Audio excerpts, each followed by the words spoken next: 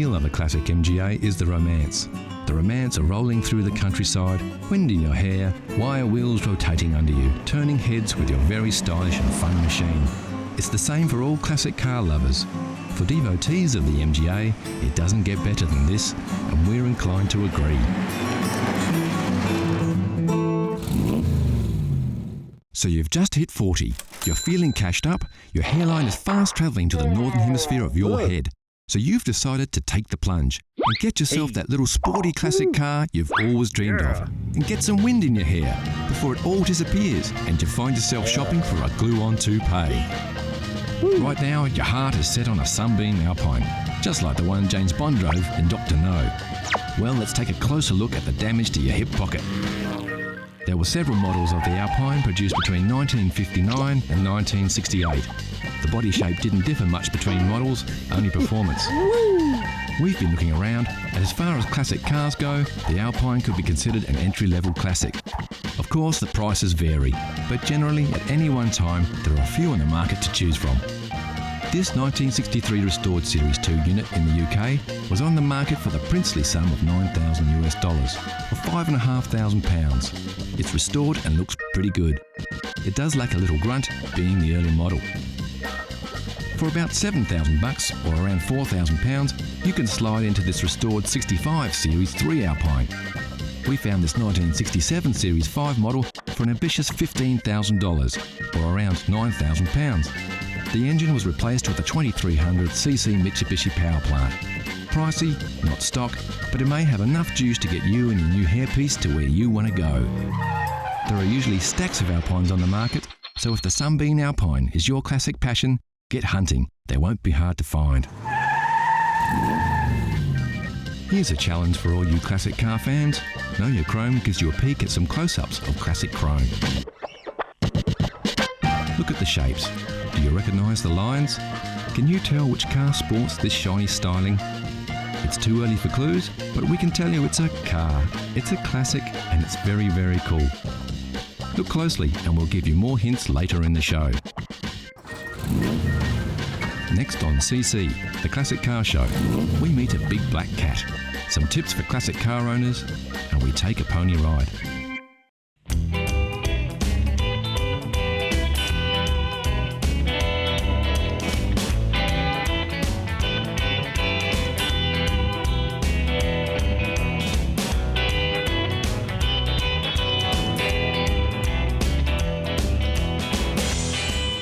This is a 1959 Chrysler Royal four-door sedan.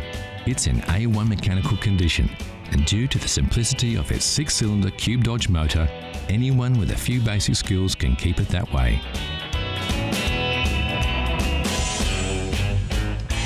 Of course, the best place to start is to take a look under the hood. On the left-hand side, check the brake and clutch fluids.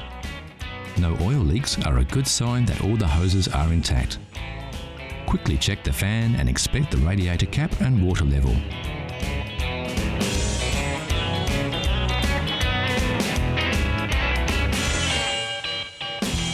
Now take a look from the other side. Check the oil level with the dipstick, then the spark plugs and cables. Inspect the battery terminals to see if they're tight and free from any corrosion.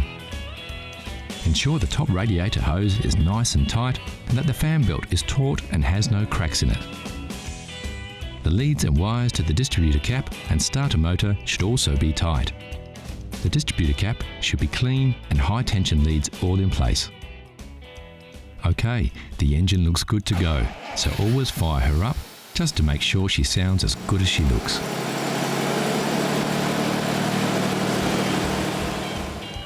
Don't forget to check the tyre pressures and make sure they're inflated correctly to the manufacturer's specifications. Also inspect the tread depth and check for uneven wear or foreign objects in the tyre tread. While the car is at the correct height, quickly check for rust under the mudguard here and under the front mudguard. The seals can be a weak spot for rust, but as we can see, everything is fine on this rust-free vehicle.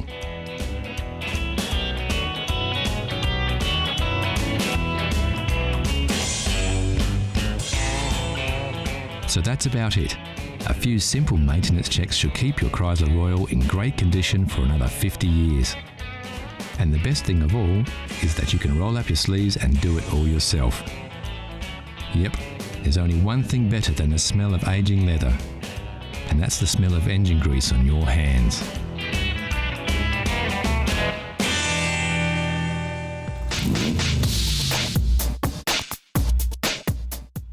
Out of all the cars rolling off factory floors, only a select few will avoid the scrap heap and attain that most coveted of reputations, securing its future as a classic. This is a Mazda MX-5.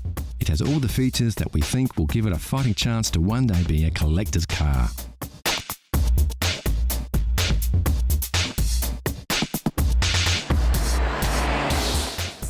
This classic of tomorrow gives you the feeling of the traditional open-top roadster with the modern comforts and technological improvements of today. Sure, to really get the most out of this vehicle, you're going to have to look after it well. Keep it garaged as often as possible and hold on to it for 30 or 40 years.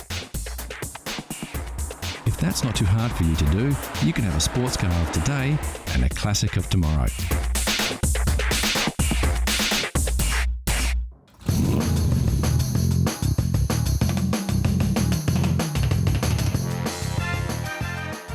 Jaguar has produced a series of elegantly styled and remarkably quick sports cars since the end of World War II, and incredibly, it's a lineage that still continues to this day. The XK series began in 1949 with the XK120, one of the most powerful cars of its day, and reached its peak with the production of the legendary XKE, commonly known as the E-Type Jag.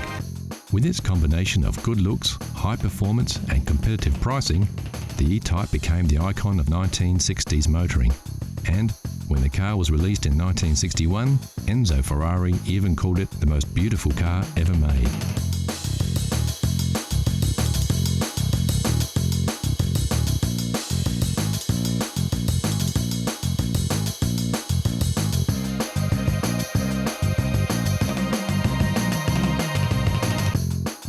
Take a closer look at the E-Type and you'll discover it's the heart and soul of another beast that makes this big car purr, and that's the XK150.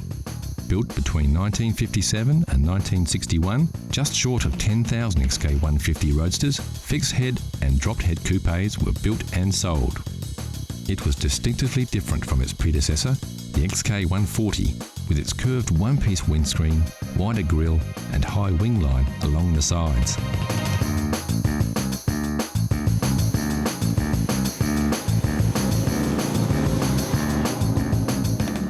Although in production for just 4 years, the 150 legacy lived on under the hood in thousands of E-Types that followed during the next decade.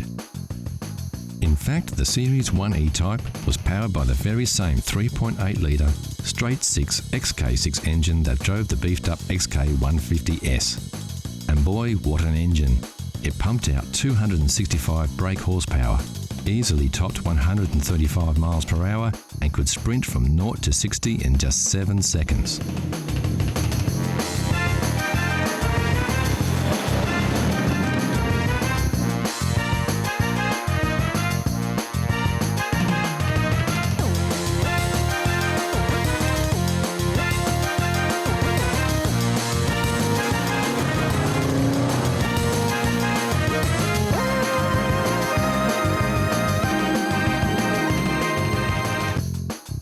When the 150 launched in 1957, standard equipment included a 3.4-litre twin cam, capable of over 130 miles per hour.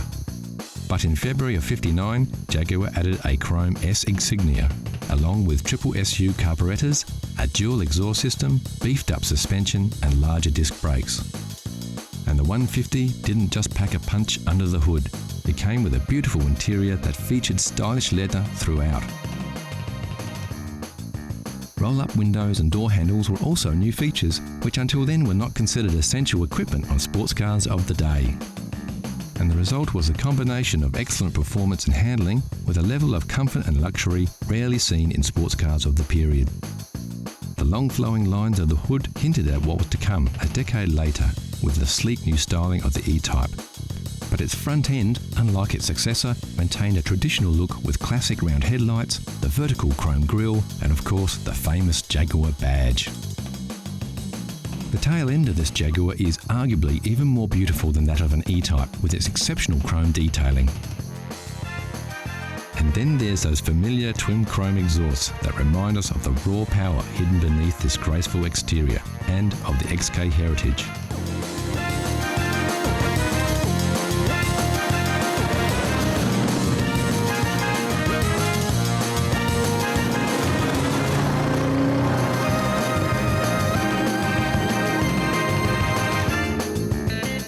In March 1961, the first E-Type rolled off the production line and into the hearts and minds of the rich, famous and everyone with an eye for beautiful design.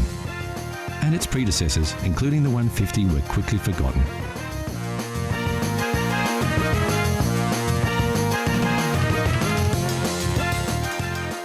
Yet, without its XK lineage, the stunning styling and superb performance of the iconic E-Type Jag would never have been possible.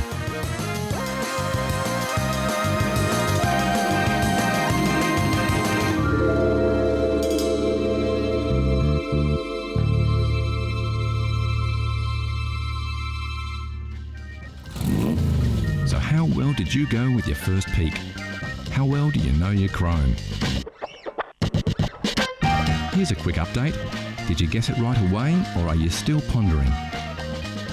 Take a look at these shots. We're showing you a little more of the car here, so you should be able to pick it. The answer is coming soon.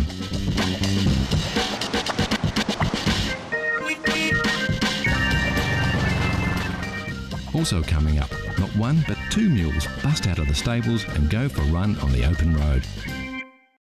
So how well did you know your chrome? If you said it was an MGT, you would be right.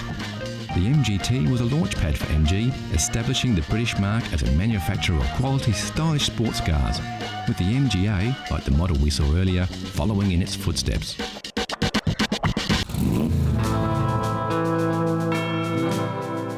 The classic road trip doesn't need a destination or a predetermined route. It's less about getting from A to B and more about everything in between. It's about the experience, the thrill of the open road, the awesome beauty of magnificent vistas, and above all, about horsepower. And when you want pure horsepower, you can't beat a pony. Yep, for classic all-American muscle, your ride doesn't get any better than a Mustang. Unless, of course, you're lucky enough to have two. Meet Bo and Belle, a pair of first-generation convertible Mustangs. The first saw the light of day back in 1966. These two beauts look as good now as they did on the day they rolled off the production lines almost 50 years ago. Sporting the now famous GT badge, both these Fords are equipped with the original GT equipment package. And yes, just in case you were wondering, that's where you fill this baby up. When it comes to gas caps, they really don't make them like they used to.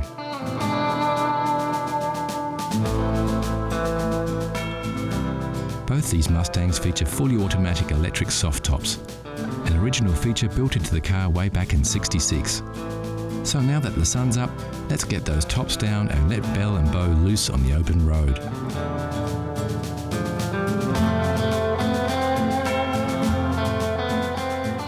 American muscle cars were built for roads like this. They like to go fast and straight. And if the road's clear, nothing gets the heart pumping more than opening up the gas and overtaking whatever's in your way.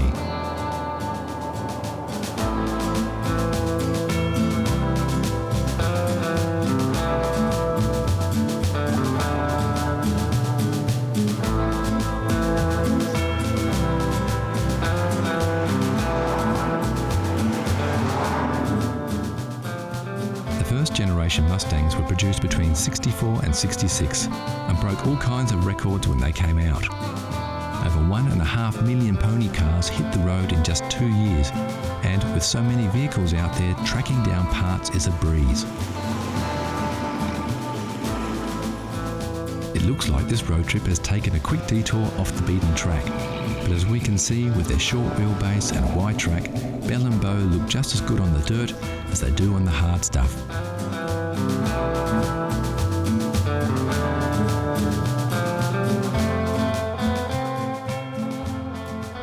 bitumen and time to work out which way to head next. Yep, it looks like due south is as good a way as any.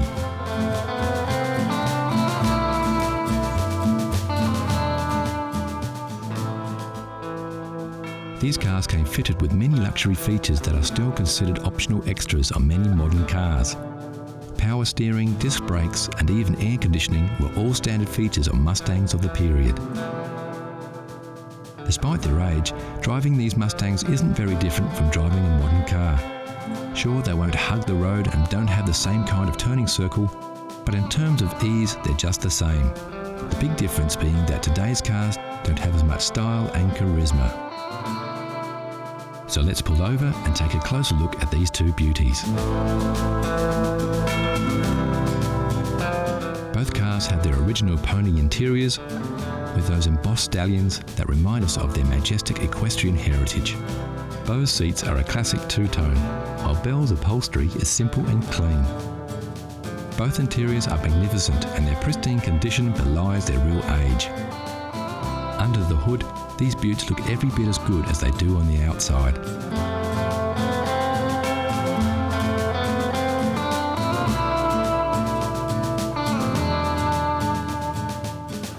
Getting back behind the wheel and hitting the back roads, we can see what makes these cars so special.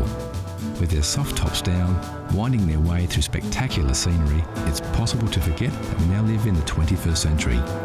They take us back to another era, and they do it in a way that only a Mustang can.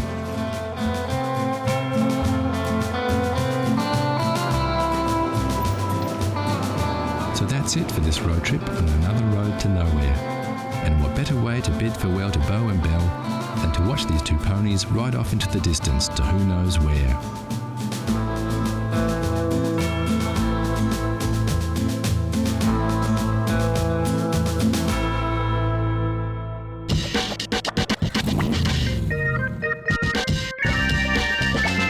Classic cars are everywhere, from the everyday much-loved runabout to the rare and valuable collector's items.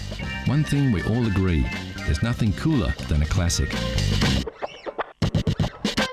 Like this Lamborghini Miura, once owned by international model Twiggy and still oozing 1960s style. Or this E-Type Jaguar, recently voted the world's most beautiful car.